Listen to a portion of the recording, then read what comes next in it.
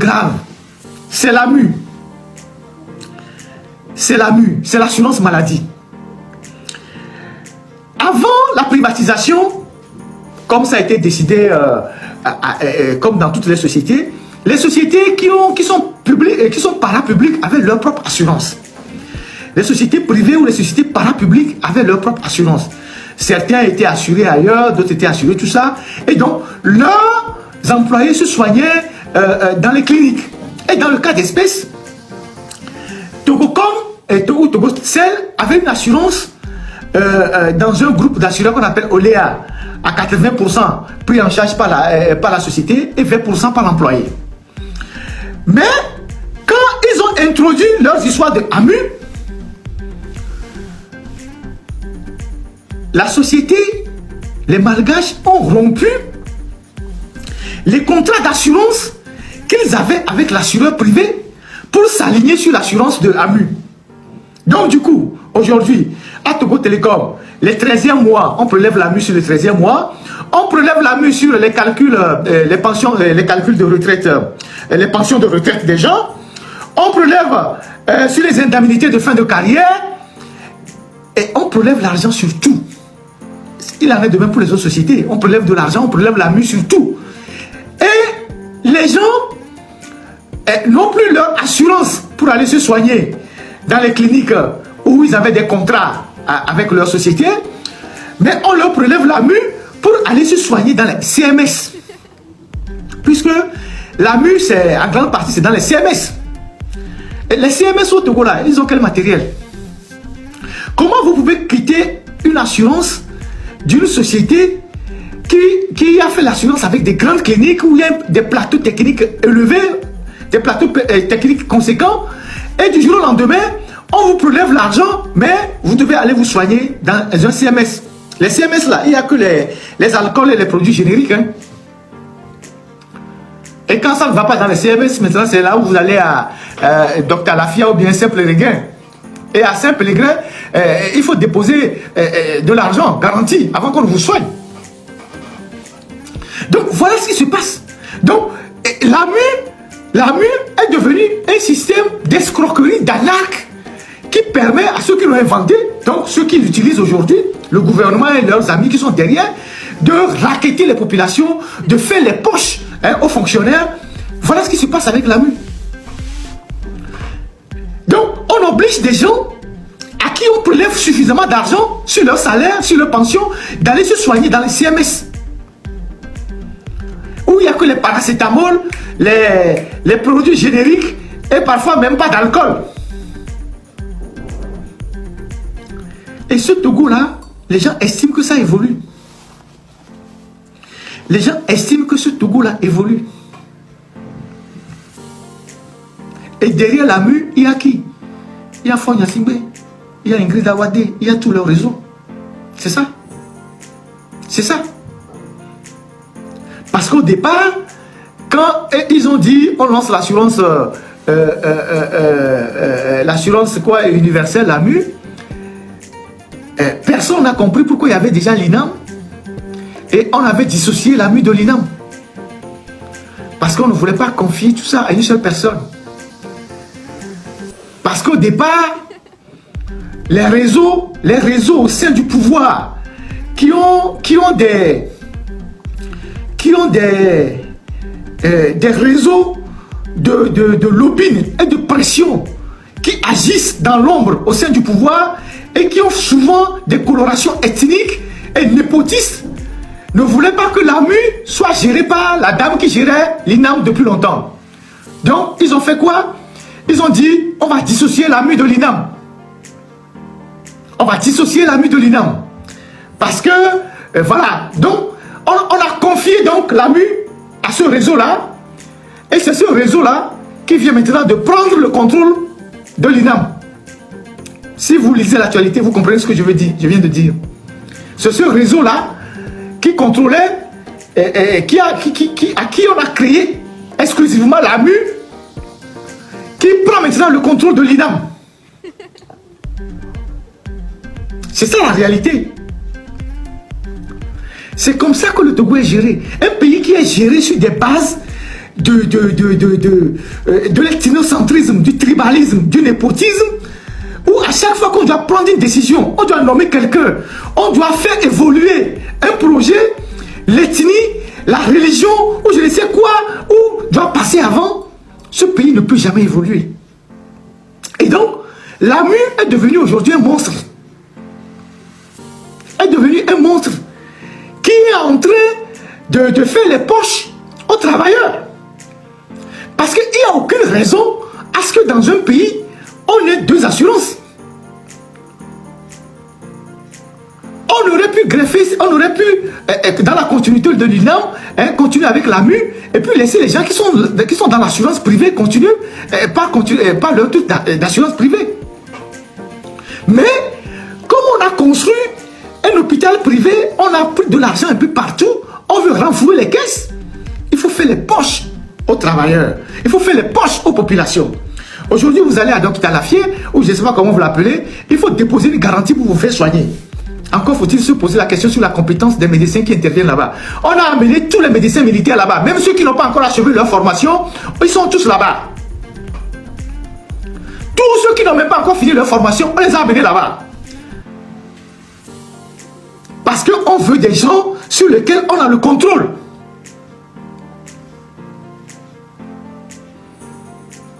Voilà comment le Togo fonctionne. Voilà comment le Togo fonctionne. Maintenant qu'on a réussi à dégager la dame qui gérait l'INAM depuis des années, parce qu'elle autre, c'était la protégée de la PM. Maintenant qu'on l'a dégagée, parce que derrière ce que vous voyez là, c'est une guerre des femmes. Avec un homme au milieu. Vous voyez? Avec un homme au milieu qui essaie de faire de la régulation. C'est une guerre de femmes.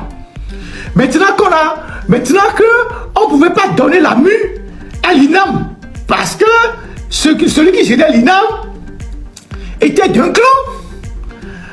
On a fait en sorte que la mue ait son propre couloir. Maintenant qu'on a dégagé cette personne-là, on a envoyé quelqu'un que l'autre camp contrôle. Suivez mon regard. Et suivez le parcours de celui qui vient d'être nommé à l'INAM. Suivez mon regard. Parce que derrière tout ça, c'est beaucoup d'argent que les gens veulent contrôler. C'est beaucoup d'argent que les gens veulent contrôler. Et c'est les travailleurs qui payent les pots cassés de ces conneries-là.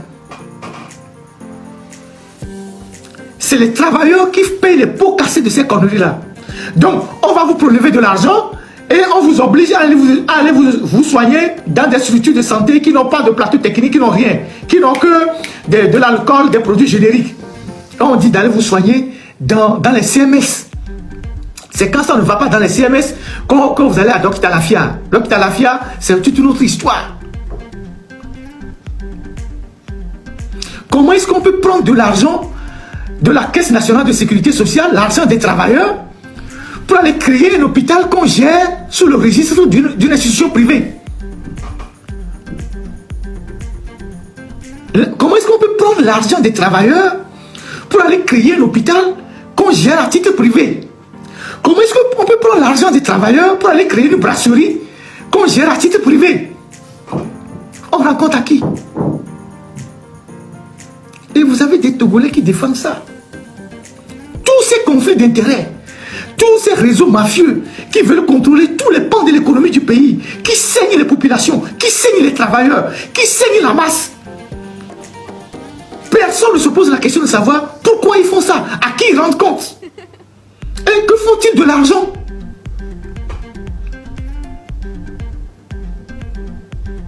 Que font-ils de l'argent? Alors, pour que les journalistes dans le pays ne parlent pas, mais on signe des contrats avec eux. C'est vrai que la presse a des difficultés, les journalistes traversent des moments difficiles, il n'y a pas, les journaux ne se vendent plus, c'est difficile. Mais le meilleur moyen de lier les journalistes, c'est de signer les contrats avec eux. Vous allez voir que Togocel fait des conneries dans le pays, des bêtises dans le pays, mais il n'y a pas de journalistes pour défendre. Parce que la plupart des journalistes ont des contrats avec Togocom. Et dans les contrats, vous ne pouvez pas avoir un contrat de publicité avec quelqu'un et dénoncer la personne. C'est pareil pour la PIA. C'est pareil pour tout ce que vous avez comme les sociétés qui sont là. c'est le consommateur, c'est la population qui est lésée. Donc, les contre-pouvoirs n'existent plus pour dénoncer ces gestions calamiteuses, ces conflits d'intérêts, ces gestions bizarroïdes. Les médias sont liés. C'est pas la responsabilité des médias, parce que les médias aussi doivent survivre. Les gens se battent pour survivre. Donc, vous avez Togocom qui est là, qui fait souffrir les Togolais, mais vous n'avez pas de journalistes pour les dénoncer.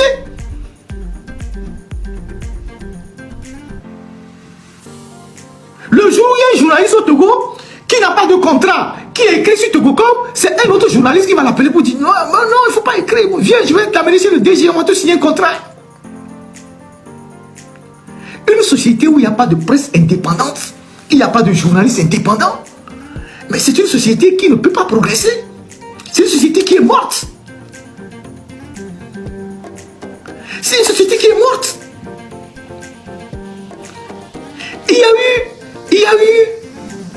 Il y a eu quelque chose qui est passé inaperçu à la PIA.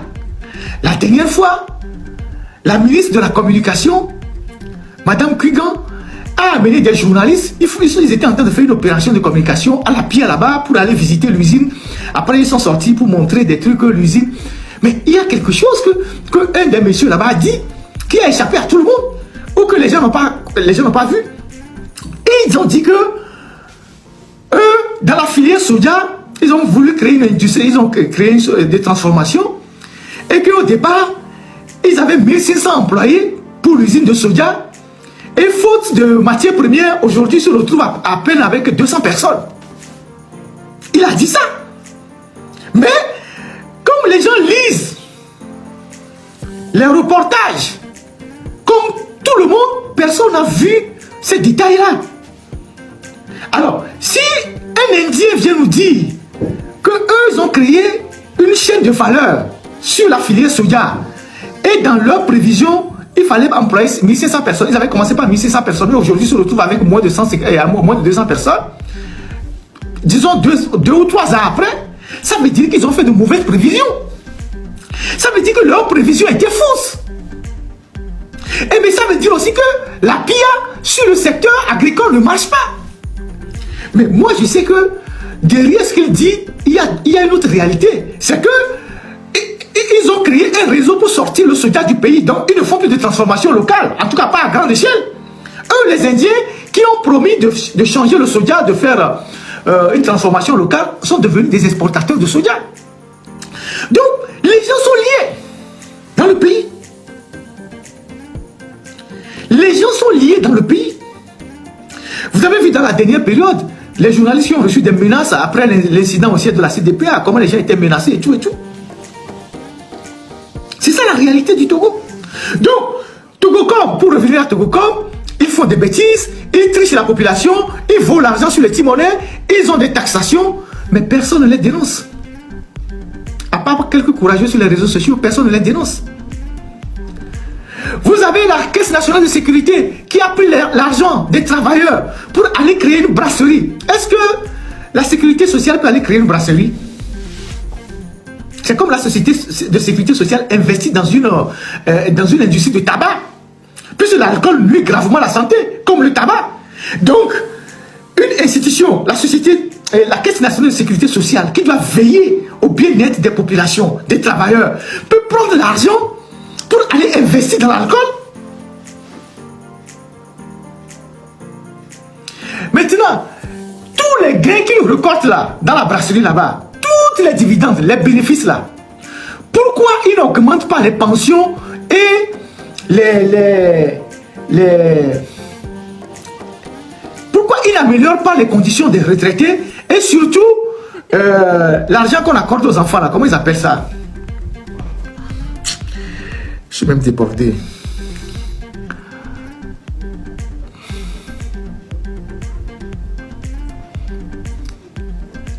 Les 2000 francs qu'on donne par enfant là, quelle est l'expression qu'on utilise pour qualifier ça?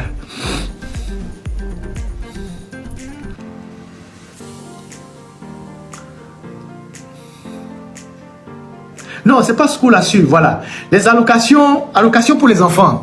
Voilà. Je pense que c'est ça. Allocation pour les enfants. Allocation familiale. Voilà. Je suis un peu mélangé dans ma tête.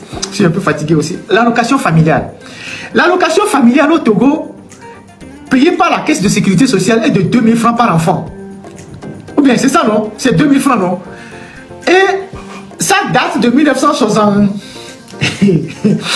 C'est 1970 ou bien 71. Je sais pas. C'est-à-dire que je n'étais pas encore né, quoi. C'est-à-dire, les 2000 francs là, qu'on paye par enfant, c'est depuis les années 70. Disons ça comme ça. Les 2000 francs par enfant là, c'est depuis les années 70. Donc ça fait 50 ans. 50 ans. On continue de payer 2000 francs par enfant. Et on prend, je pense que la caisse prend 6 enfants ou 5 enfants, au plus. 2000 francs par enfant. Ça fait plus de 50 ans. Mais vous prenez l'argent de la Caisse nationale de sécurité pour aller faire des milliards dans la brasserie. Pour aller faire des milliards dans un hôpital privé. Pourquoi vous n'augmentez pas l'allocation des enfants? L'allocation familiale. Au moins si vous donnez 5 000 francs par enfant.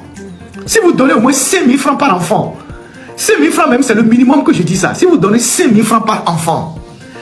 Et on sait que nos frères militaires sont ceux qui ont beaucoup d'enfants. Nos frères militaires, bon, eux, ils tirent toujours dans tous les sens. Ils tirent les fusils, ils tirent aussi l'autre chose. Donc, eux, ils ont beaucoup d'enfants. Excusez-moi si je parle comme ça, c'est avec un peu d'humour.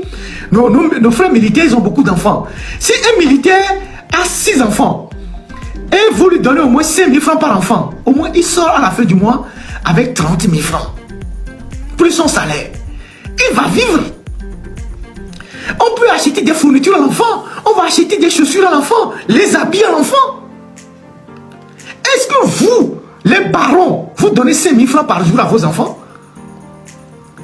Vous donnez 5 000 francs par mois à vos enfants? Vous donnez 2 000 francs par jour à vos enfants? Hein? Vous donnez 2 000 francs par jour à vos enfants?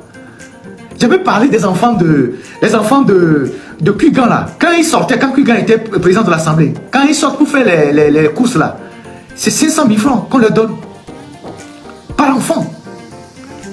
Quand j'avais traité le dossier de Kugan là, non pas Kugan, Tchegan, quand ces enfants sortent là, juste pour aller au champion là, on leur donne 500 000 francs par enfant. Quand ils vont, ça finit, le chauffeur revient à la maison, prend encore l'argent. Donc, les Togolais qui travaillent et qui cotisent à la caisse de sécurité sociale et qui ont leur argent là-bas, vous ne pouvez même pas donner 5 000 francs par enfant. 5 000 francs par enfant. Les 2 000 francs ont été institués depuis les années 70. 2 000 francs par enfant depuis les années 70. 2 000 francs par enfant depuis les années 70. 2 000 francs par enfant depuis les années 70. Ça fait 50 ans. Pendant les 50 ans, le coût de la vie a augmenté. On a connu la dévaluation. Le monde est devenu plus dur. Le monde est devenu plus dur. Quand je vous lis ce document-là, en 1947, un commissaire de police était payé à 3 000 francs. Un commissaire de police en 1947. En 1947. En 1947, un commissaire de police était payé à 3 000 francs. Un commissaire de police était payé à 3 000 francs en 1947. Un agent était payé à 1 500. Quand je vous lis ce document-là, attends, je vais même trouver là où ça se trouve.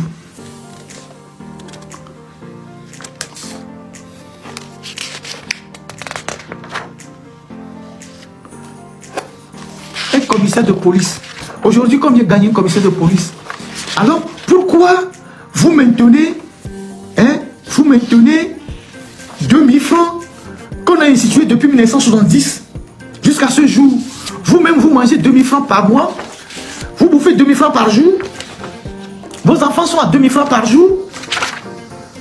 Donc, on ne peut pas accepter des choses comme ça.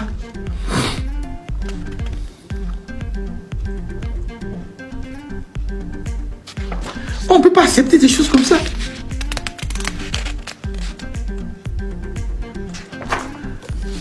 On ne peut pas accepter des choses comme ça. Togo.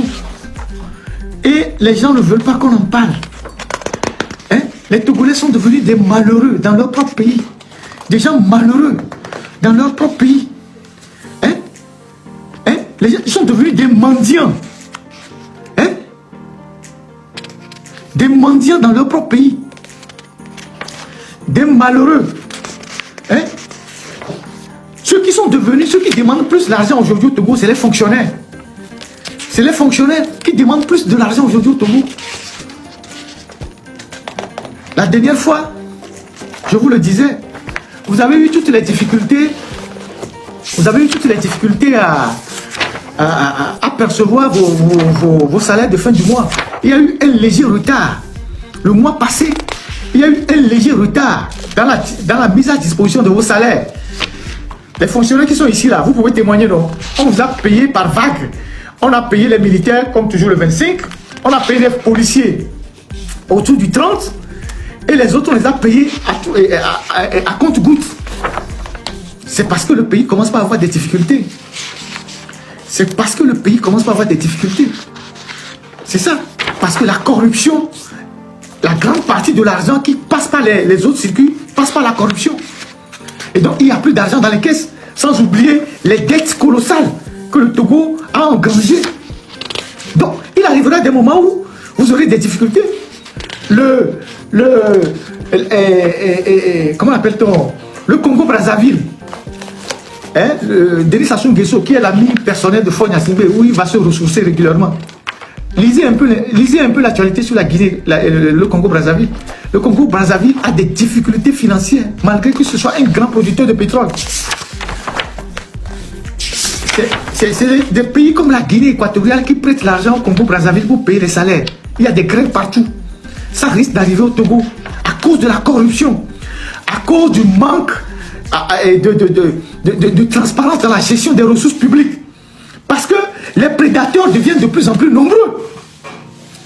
Les prédateurs autour du prince deviennent de plus en plus nombreux, en commençant par les femmes. En commençant par les femmes. En commençant par les femmes. Parce que derrière chaque femme, il y a des pelotons, de prédateurs. Derrière chaque femme dans le système RPT Unir aujourd'hui, il y a des pelotons de prédateurs, des marmailleurs, des magouilleurs, des gens qui veulent s'enrichir à la vitesse de la lumière. Donc, ce sont les femmes qui leur servent aujourd'hui de porte d'entrée dans le système. Chaque femme a son réseau. Chaque femme a son réseau. Chaque femme a son réseau. Victoire Tomega a ses réseaux, Sina Lawson a ses réseaux, Ingrid Abadi a ses réseaux, Tchega a ses réseaux. Et c'est comme ça, autour de chaque femme, il y a des réseaux qui se sont constitués. C'est des réseaux d'entrepreneurs, de petits marmailleurs, des larbins, des gens qui prennent des marchés. Chaque clan a son réseau. Comment vous pouvez diriger un pays comme ça? Chaque clan a son réseau. Et chaque clan fait le lobbying pour influer sur les décisions. Aujourd'hui, le camp qui tient la dragée haute, c'est le camp de Ingrid. Elle a réussi à placer un de ses proches au ministère des Finances. Elle a placé un de ses proches à l'INAM. Elle-même, elle contrôle tout un circuit, la brasserie, l'hôpital, les villas et tout ça. Le camp Tomega est en train de chambouler un peu. Le camp de Sina est solide. C'est derrière, il y a chaque camp. Et les camps là ne s'entendent pas, se font des guerres. Chacun essaie d'agir sur le monsieur pour faire passer les décisions. Il y avait le camp de l'ancien ministre de la Défense et l'autre n'a pas fait long feu. Ils l'ont mis dehors. Donc chacun a son camp. Comment un pays qui est gouverné comme ça peut produire des résultats? Il n'y en a pas. Il n'y en a pas. Donc quand vous êtes dans un camp, n'allez pas dans l'autre camp. C'est comme ça que ça fonctionne. Et chaque camp a aussi ses journalistes, ses bienfaiteurs. Ils ont tous leur porte-parole. Sandra Johnson aussi a ses camps. Donc chacun marque son territoire. Chacun marque son territoire. Le camp le plus fermé, c'est le camp de Sina. Et l'autre, c'est un camp très fermé. Pas beaucoup de gens. Et beaucoup plus d'étrangers. Victoire Tomega, elle avait son camp. Avec ses éléments et tout ça. Et Ingrid a son camp. L'ancien ministre de la Défense avait aussi un petit camp. Chacun a son camp. Mais ce sont des camps qui sont incompatibles. Et c'est des réseaux. Vous voyez comment la mafia fonctionne. Donc, dans la mafia, il y a plusieurs réseaux qui fonctionnent. Et qui viennent rendre compte au chef. Comment voulez-vous qu'un pays comme ça puisse avancer? Comment voulez-vous? Parce que à chaque fois qu'on doit faire passer une décision, chaque camp se bat pour faire passer la décision qui l'arrange. Et forcément, ce n'est pas une décision qui va dans l'intérêt du peuple. Ce n'est pas une décision qui va dans l'intérêt de la population. Ce n'est pas une décision qui va dans l'intérêt du bien commun. Chacun essaye de positionner ses pions pour contrôler les ressources financières, les secteurs de décision, les pôles de décision. C'est comme ça que le Togo fonctionne.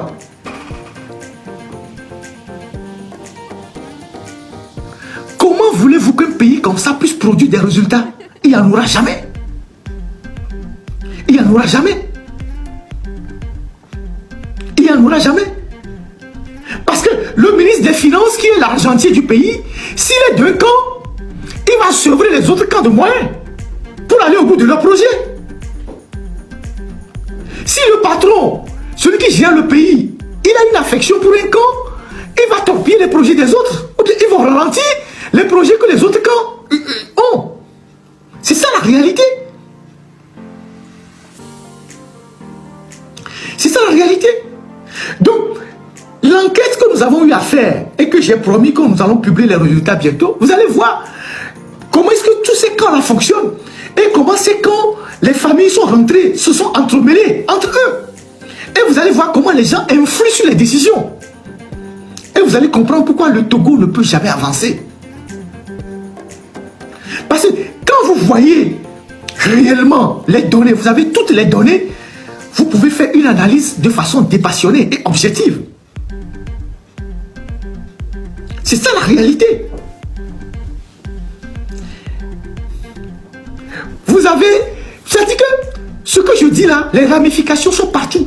Quand vous prenez chaque camp, au Togo par exemple, chaque camp a ses journalistes, je viens de dire. Chaque camp a ses avocats. Chaque camp a ses géomètres. Chaque camp a ses architectes. Chaque camp a je ne sais quoi. Donc, quand il y a un projet qui vient, le camp qui gère le projet sait à quel architecte faire appel, à quel géomètre faire appel, à quel ingénieur faire appel, à quel journaliste faire appel, à quel avocat faire appel, à quel notaire faire appel, à quel huissier faire appel. Chaque camp a ses éléments. C'est comme ça que le pays fonctionne. C'est comme ça que le pays fonctionne. Vous allez faire quoi avec ça? Vous irez où avec ça? Donc, si parmi tous ces camps qui s'affrontent là, il y a un camp qui tient le ministre des Finances, mais le ministre des Finances, il ne va pas débloquer de l'argent pour le camp dans lequel il n'appartient pas, ou il va faire traîner au maximum, ou bien il va dire qu'il n'y a pas les moyens, il trouvera des arguments pour dire qu'il n'y a pas d'argent. Jusqu'à ce que le camp qui est lésé aille voir le patron et que le patron tape du poing sur la table, il appelle le ministre, il dit bon, débloque l'argent. Sani Yaya n'a fait que jouer ça tout le temps, il est passé au ministère des Finances. Aya sont pareil. Comment voulez-vous qu'un pays se développe de façon harmonieuse avec des comportements comme ça, avec des camps comme ça?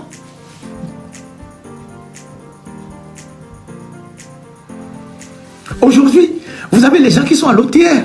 Leurs mandats sont finis depuis. Pourquoi on ne les change pas? Les gens qui ont été recrutés, les commissaires généraux qui ont été recrutés à l'OTR, leurs mandats sont finis depuis. Pourquoi on ne les change pas? Parce que le camp qui est là-bas ne veut pas.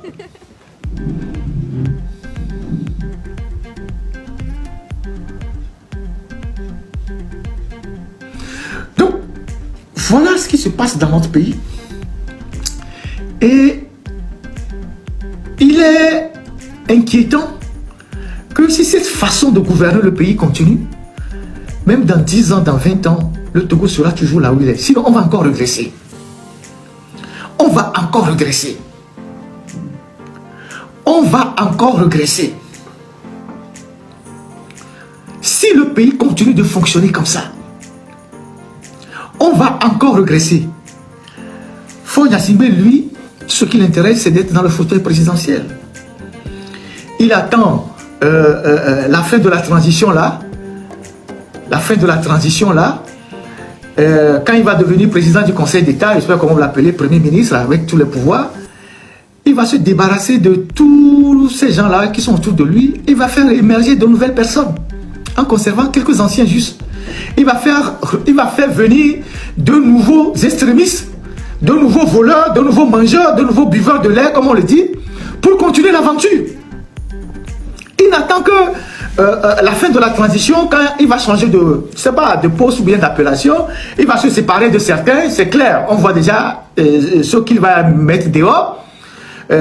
L'ancienne génération est déjà finie, les gens sont en train de mourir, donc bon, ceux qui l'ont suivi en 2020, dans les années, quand il est venu, les jeunes, il a utilisé beaucoup certains, ceux qui ont fait 10 ans, 15 ans au gouvernement, il va les dégager, il va faire venir de nouvelles personnes, de nouveaux extrémistes, des gens qui vont bomber le torse pour dire, ah c'est nous, c'est nous, c'est nous.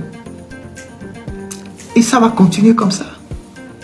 Dans l'improvisation, dans l'amateurisme, dans le manque de vision, dans le colmatage, le rafistolage, il n'y aura rien de nouveau au Togo. Rien. Rien de nouveau.